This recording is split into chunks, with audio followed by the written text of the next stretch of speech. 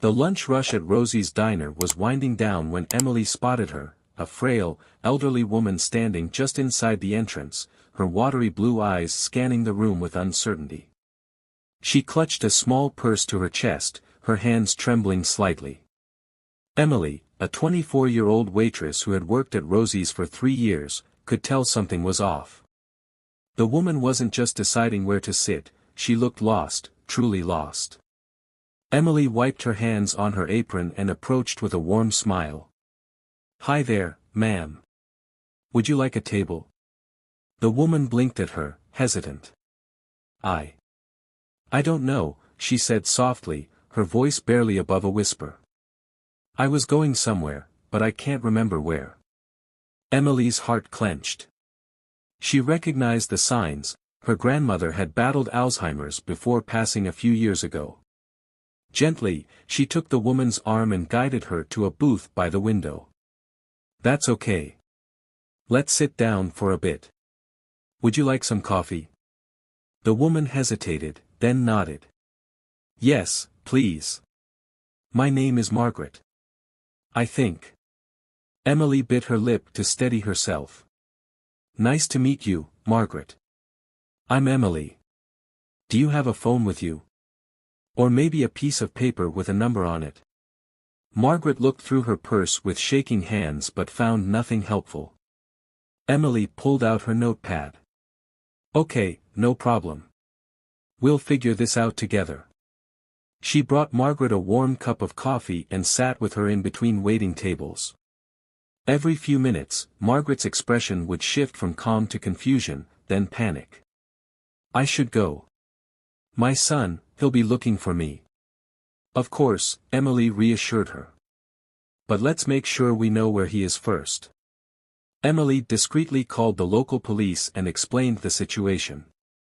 An officer arrived, recognizing Margaret from a missing persons report filed earlier that day. As they gently led her to the patrol car, Margaret turned back to Emily, her eyes glassy with tears. "You are very kind," she murmured. Emily squeezed her hand. "Take care, Margaret." That night, Emily couldn't shake the feeling that she had just witnessed something deeply important, something beyond a simple good deed. The next day. The morning shift at Rosie's was quiet until the sound of expensive shoes clicking against the linoleum floor caught Emily's attention. A tall man in his 40s, dressed in a perfectly tailored suit, entered the diner. His sharp blue eyes scanned the room before locking onto Emily. "You're Emily?" he asked, his voice steady but carrying an edge of emotion. She wiped her hands on a napkin and nodded. "Yes. Can I help you?" The man took a deep breath, as if steadying himself. "My name is James Reynolds. You helped my mother yesterday."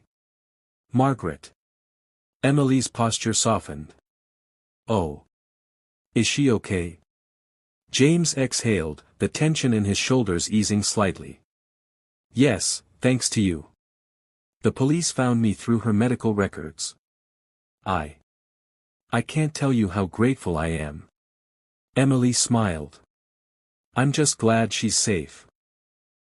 James studied her for a long moment before speaking again.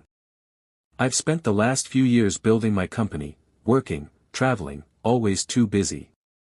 I hired caregivers for my mom, but I wasn't really there. I assumed she was fine." His voice cracked. "Yesterday was a wake-up call. If you hadn't helped her, I don't even want to think about what could have happened." Emily reached out, touching his arm lightly. "She loves you, James. She talked about you." James swallowed hard. "Thank you." He pulled out an envelope and handed it to her. "I know this can't possibly express how much this means to me, but I want to do something for you." Emily opened it hesitantly, expecting a thank you card. Instead, she saw a check. Her breath caught in her throat, $50,000. She gasped. James, I can't take this." "Yes, you can," he insisted. "I looked you up.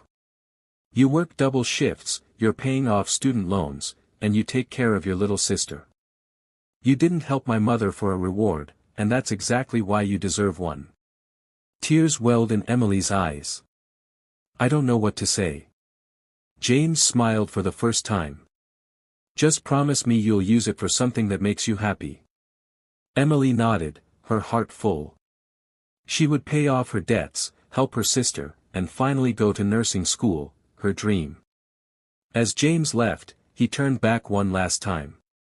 You reminded me of something yesterday, that kindness still exists in this world. And because of you, I'll never take my mother for granted again. Emily watched him go, feeling something shift deep inside her.